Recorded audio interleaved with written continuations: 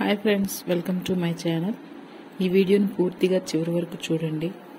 చూసి సబ్స్క్రైబ్ చేయండి. ఈ వీడియోని ఇస్తే లైక్ చేయండి, మరో 10 మందికి షేర్ చేయండి. ఇక వీడియోలోకి వెళ్తే, మేము ఈ మధ్యకాలంలో 7 వారాల వెంకన్న స్వామి వాడపల్లి వెంకన్న స్వామి దగ్గరికి 7 వారాలు ప్రయాణం చేశామండి.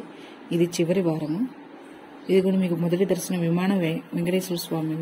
ఇది ఆలయం యొక్క ప్రాంగణము. యాక్చువల్లీ ఇది వచ్చేసి ఆదివారం రోజు నేను వీడియో తీశాను. కొంత ప్రశాంతంగా ఉంది. 7 వారాలు అయిపోయి మేము అష్టోత్తర పూజ ఈరోజు చేయించుకున్నాము.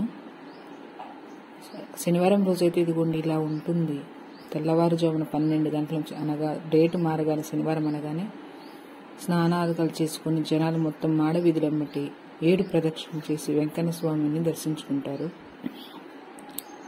12 అయిందో లేదో, క్యూ లైన్స్ కూడా ఫుల్ అయిపోయాయి. అసలు ఎట్లా ఉన్నారంటే జనము. పసిపిల్ల తల్లి నేను లోపలికి వెళ్ళటానికి చాలా ఇబ్బంది పడ్డాను.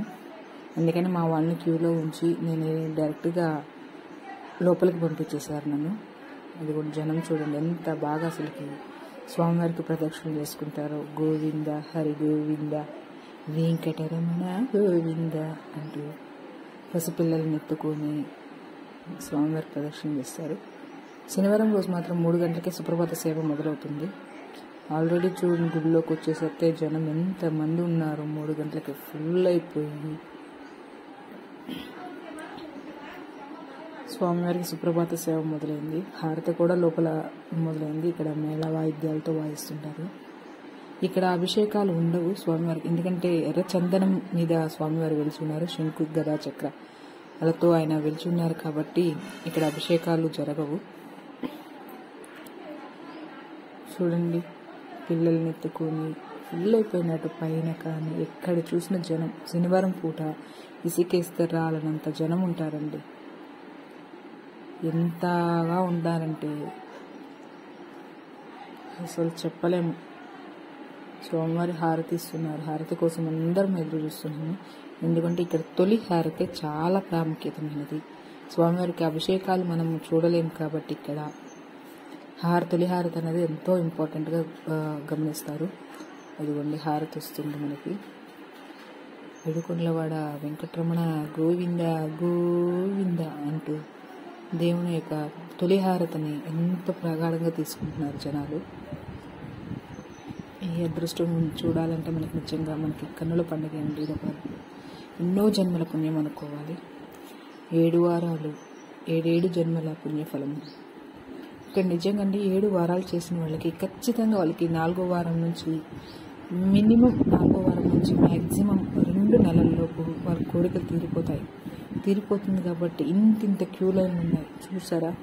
గుడి చుట్టూ ఎంతెంత పెద్ద క్యూ లైన్లు ఉంటాయో. ఇది వేద ఆశీర్వాదం కదా. 1116 టికెట్. ఎంతమంది జనము. ఇంకా మాడవీధుల దాకా వస్తుందండి. గుడి చుట్టూ లైన్లు ఉంటూనే ఉంటాయి. సాయంత్రం అయినా కూడా జనం మాత్రం తగ్గరు. శనివారం రోజు మిగిలిన రోజులన్నీ తగ్గుతారు. కానీ ఇటువైపు వచ్చేసి ప్రసాదాల కౌంటరు, అటువైపు వచ్చేసేమో శివాలయం ఉంటుంది. పైన ఈ మధ్యనే పూర్ణ కుంభమును ప్రతిష్ఠించారు. ఇక ఎండాకాలం వస్తే ఎలా ఉంటుందో తెలియదు కానీ సమయం 5:30 అయిందండి సాయంత్రము. అంటే మేము నెక్స్ట్ డే కూడా ఒకేసారి ఉండేసి అష్టోత్తరం చేయించేసుకుని కంప్లీట్ చేసేసుకుందామని ఉన్నాము.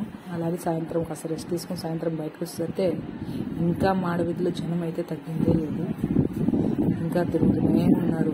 ఇంత జనం బయట ఉంటే ఇంతకు 10 జనం లోపల ఉంటారండి. తిరిగిన ప్రదక్షిణ చేసిన వాళ్ళు చేసినట్లుగా వెళ్ళిపోతారు. మా వాడపల్లి ప్రదక్షిణ ఈ రకంగా అయిపోయిందండి. దారి మధ్యలో వెళ్తుంటే ద్వారకా తిరుమల కూడా మాకు ఒకసారి చూసి వెళ్దామని ద్వారకా తిరుమల చిన్న తిరుపతి ఎంట్రన్స్ అండి ఇది. ఈ వీడియో నచ్చితే లైక్ చేయండి, షేర్ చేయండి. Thank you for watching.